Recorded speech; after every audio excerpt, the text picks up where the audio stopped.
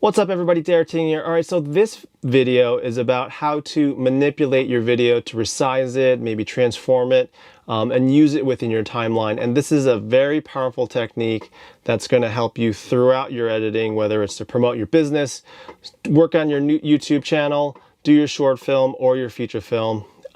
So before we start, I hope you'll like and subscribe. There's going to be more videos like this, helpful tips that's going to help you get going and get started. So, all right, let's go.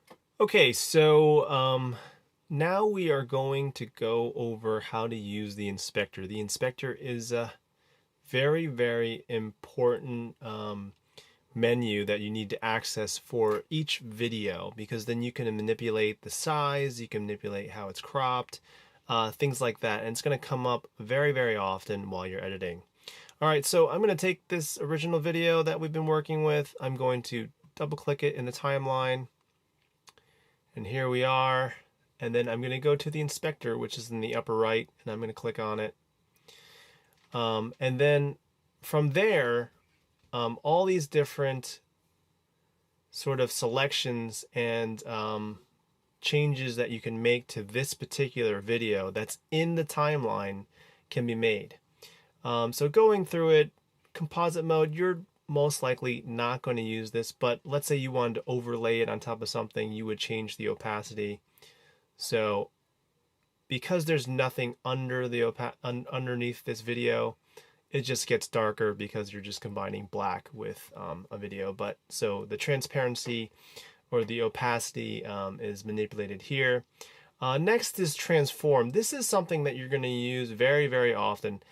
Starting from the zoom part, we can change the size of the video, right? And this is linked, but then if you unlink it, you can change the proportions as well, but most likely you're going to keep it linked. Why is this important? Well, because let's say I only want a close-up on my face. Let's choose a little bit better expression. And then once I've done that, I probably want to reframe. And so let's say I really wanted to get a good close-up on this one, or it's just, you know, like in the earlier video I talked about jump cutting. Let's say we want to jump cut to something. What you can do is kind of change the size of the video to make it feel like it's not so much of a jump cut. It's more like a cut from a mid shot to a close-up shot, or, you know, and then you can cut back. So this is another trick that you see very often. Let's say I want to put myself on the right side, so I just manipulate the X coordinate, right? So there's lots of things you can do. And then let's say you put this camera, or whoever shot it, put the camera on a little bit of an angle, or like the tripod was off.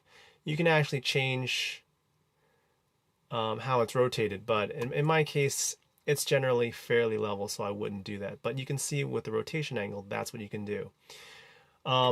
This is also good for, let's say, for example, you shot a some phone video, and it was vertical, and you wanted to change the rotation. Well, you could do that. Let's say you could you know, make it completely horizontal, zoom in, things like that. But just remember though, this is where when you zoom in, that the resolution that you shot in really makes a difference. So if I'm outputting in high definition or HD, then, you know, hopefully I've shot in UHD or 4K, so that when I zoom in, the resolution is going to stay similar.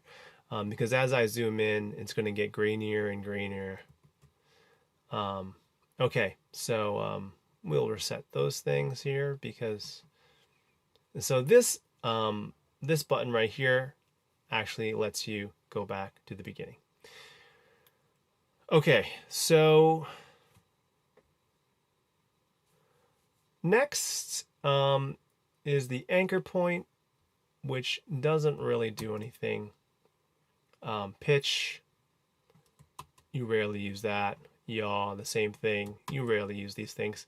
Flip comes in pretty often for me. It's not like every time, but let's say I want to put myself on the right or the left, or let's say I'm pointing at something, and it's really cool when you can point at something and it's, you know, and then the next clip kind of looks like I was pointing at it.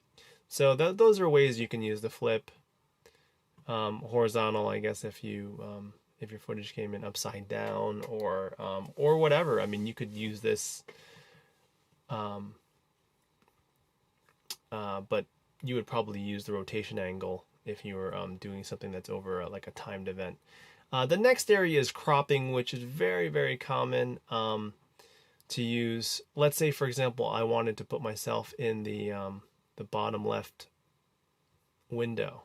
I could do something like this. So I could crop myself, and I only wanted like a box of myself. I didn't want to take so much up of the picture. Then I could crop myself and then move myself to the bottom, changing the coordinates here, right? And then let's bring myself in size down here. Boop. And boop. There you go. So now I'm a little bit of in there, talking in the bottom window. The rest of these selections you won't use very often. Maybe you would try the stabilization within this. I don't commonly use this. I would maybe use this in the color tab, but you can try it to different effects depending on what footage you've had. But you know, I tend to not. I try not to need footage that needs stabilizing. So I don't use this very often at all. So I'm going to turn this off. Retime and scaling. It's also something that I don't really use very often, but you can you're more than welcome to explore it. And then the same thing, lens correction. You know, you could probably change things in here too. See how it distorts it. But I don't commonly use that either. Now I'm turning them off, but you don't have to turn them off. They can be on. They're just all at standard settings that don't manipulate it. But of course, you know, that's to your preference. And that's it. That's the inspector tab. I just wanted to go through that specific section because you're going to use it very often. You know, let's do something slightly more advanced here. And then I'll show you. So I made myself smaller. So let's bring this up here. This might be something very common you're going to do. And then, you know, we're doing this type of tutorial video. So I'm going to take this video file and I'm going to move it underneath here. And then boom, look, I'm there talking about whatever actions that I'm making in this video. Super, super simple. But that's how you could do something there. But let's say... Actually, let's say I wanted to take up half the screen, so I'm just going to zoom up, move myself coordinates to the left a little bit. There we go. And then I'm going to go to the cropping area and bring it here. Sorry, and then uncrop the top. And I need to move this up slightly.